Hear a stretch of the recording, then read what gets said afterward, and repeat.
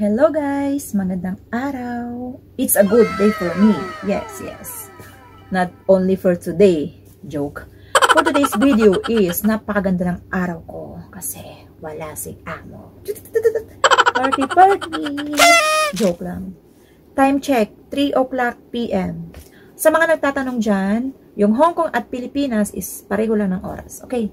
Pinagkaiba lang ay malamig dito. Ngayon nasa 18 tayo, 18 degree. So guys, for today's vlog is, i-discuss ko po sa inyo kung paano ako napunta dito. So, nasa Hong Kong po ako at this moment. Bali, mag 6 months na po ako dito this coming January 21. So, di ba, napakabilis ng araw, napakabilis ng panahon. So, di ba, napakabilis ng panahon, napakabilis ng araw. Dati, nakaraan, nakikita mo lang ako doon sa kubo namin, pabarik-barik lang, chat-chat lang with friends, di ba? Tapos ngayon, nandito na ako sa Hong Kong, di ba? Ganun ka magic. Anyway, guys, i-discuss ko sa inyo. So, guys, bago tayo magsimula, nandito ako sa napakalit kong kwarto. Huwag niyo na tignan kasi ako na lang tignan nyo. Hindi naman eh. Okay, guys. So, for today's vlog, guys, is i-discuss ko sa inyo kung paano ako napunta ng Hong Kong. Actually, guys, hindi siya ganun kadali eh. Sa mga first time na nagbabalak mag-Hong Kong. Ito, panoorin nyo. Kapag mag-apply kayo, papuntang Hong Kong, guys, huwag nyo isipin na porkit yung kaibigan nyo, kamag-anak nyo, ang bilis na kaalis, isang buwan lang. Kasi hindi po lahat ng nag-a-apply ay ganun. Hindi po lahat na porkit nag-apply ka ngayon, may employer ka na agad. Porkit maganda ka, masipag ka, may employer ka na agad. Hindi ganun, guys. Kasi ako, nag-apply ako sa ano eh. Nag-apply ako nung last February 2022. Pero, ibang agency siya. So, unfortunately, hindi ako nag-work doon. So, gumastos lang ako, guys. Hindi ko na lang babanggitin. Tapos, ayun naman, yung kumare ko, Ate Michelle, ayun, siya talaga yung tumulong sa akin na kung paano ako nakaalis. Kasi, thankful talaga ako sa agency na yun, guys. Kasi, ang bilis ng process nila. Nagka-problema lang talaga ako dahil nga may tattoo ako sa likod. Pero, it doesn't matter. Kasi, as long naman na makakapag-work ka ng maayos, is okay naman. At, at the same time, COVID pa yun, napakahigpit. So, 'di ba? Luckily, nag-open sila, nagbukas yung airport, nagbukas sila. So, ayun, at nag-agree naman yung amo ko, kaya nandito na ako ngayon. Yun na nga, paano po ako nakapunta dito sa Hong Kong? So, bago tayo magsimula, please subscribe and like the button. Paki-like na rin yung bell para ma-notify kayo sa mga next vlog ko.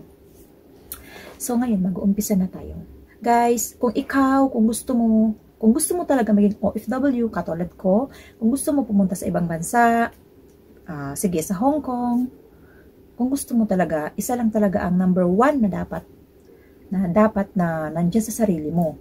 Dapat, guys, meron ka nito, ha. Hindi lang ngayon, hindi lang bukas. Kailangan araw-araw, oras-oras. Unang-unang sasabihin ko sa inyo, sa mga first-timer dyan at gusto pumunta ng Hong Kong o kahit sa ibang bansa, guys, kailangan, meron kayo nito. Guys, ito ha, paki-take note na, write it down.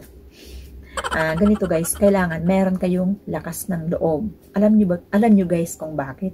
Naku guys, napakasarap isipin lang na ay OFW siya, nasa ibang bansa, nasa Hong Kong, sumasahod ng ganito, sumasahod ng 34,000, ganon, 33,000. Tapos iisipin mo, maalwa na ang buhay mo. Hindi ganon guys. Oo, alam mo yung feeling na pag sumahod ka na, grabe, ang sarap. So ayun guys, kaya kung paano ako napunta dito guys, isa lang yung tulak sa akin na pumunta dito. Gusto ko lang ituloy. Alam mo yung kung ano yung nasimulan mo. Yun lang guys. Kasi yung mga time na yun is COVID, diba? Kung patuloy kang magpapahila pababa guys, wala mangyayari sa'yo. Kaya, kung ano yung napuntahan ko ngayon dito, yun talaga ang kaya guys, kung bakit ako napunta dito guys, at kung ano ang dahilan, yun talaga ang nagtulak sa akin para ituloy, kumbaga, life must go on. Kahit nagka-COVID tayo, kailangan, huwag tayong bumitiw. Okay? Kapag gusto niya mag-OFW, syempre, hindi natin maiwasan na mag-hesitate tayo. Kasi, syempre, maiiwan natin yung mga mahal natin sa buhay. Like yung asawa natin, o nandiyan natin asawa. Hindi natin alam kung pagbalik natin, asawa ba natin siya. Yun. Oh, no! Yung mga anak natin, yun. Yung nanay natin, pamilya natin, of course, nandiyan lang yan. Kahit umalis tayo, bumalik tayo, alam natin na nandiyan lang yan. Diba? Tama ako. Huwag naman sana. Shout out, asawa. Tapos, ganito guys, kailangan, ang payo ko lang sa inyo, tulad ko, una, dalawang isip muna ako na pumunta dito. Pero, syempre, nag-COVID tayo ngayon eh. Sa hirap ng buhay guys, talagang nag-push sa akin na yung future ba? So, ayun, nandito na ako ngayon. Basta guys, ang unang-una ko lang masasabi sa inyo na kapag gusto niyo mag-OFW, kailangan magbaon kayo ng lakas ng loob. Kasi, yun lang ang tanging kakampi nyo pagdating nyo dito. Ang salitang OFW ay hindi talaga siya yung madali lang. Syempre, para sa atin, iisipin mo OFW, lalo pag nakikita natin yung mga picture ng ating mga kamag-anak. O, sige, picture ko, napakasaya, di ba? Pag day off, pa-chat-chat lang, go somewhere, di ba? Pa-selfie-selfie, masaya. Syempre guys, masaya. Kasi syempre, nandun yung mga kaibigan eh. Tsaka feeling mo, free ka sa araw na yon. So, masaya talaga. Pero, at the end of the day, lalo pag pauwi ka na, nasa left ka na, parang alam mo yung isip mo, parang ayaw mo na bumalik kay amo. Yun. Kasi, syempre, talaga. Pero guys, dito sa Hong Kong guys, napakabilis ng oras. Pag nasa day off ka, nasa labas ka, napakabilis ng oras guys. Pero pag nasa oras ka ng trabaho, ewan ko ba, feeling mo yung orasan hindi umiikot. Alam mo yung feeling na gusto mo na lang ikutin yung orasan para matapos na yung araw na yun, para makapahinga ka na at tatawag ka sa mga mahal mo sa buhay. Kahit saan, anong bansa man dyan, kailangan guys, meron kayo nito. Dapat meron talaga kayong lakas ng loob guys, kasi hindi lahat ng story ng kapatid natin, mga pinsan, mga cousins, na, mga friends na porket maganda ang kalagayan niya is ganun na rin tayo. Hindi talaga natin hawak ang panahon guys, hindi natin hawak yung mga isip ng tao. So, yun na nga, kailangan meron tayong lakas ng loob.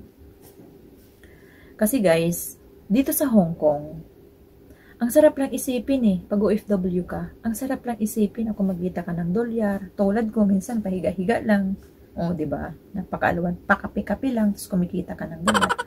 It doesn't mean guys na maaluan na ako. Yes, maaluan, pero, syempre, sa kabila nun, nandun pa rin yung lungkot, yung hindi talaga maiwasan ng lungkot, guys.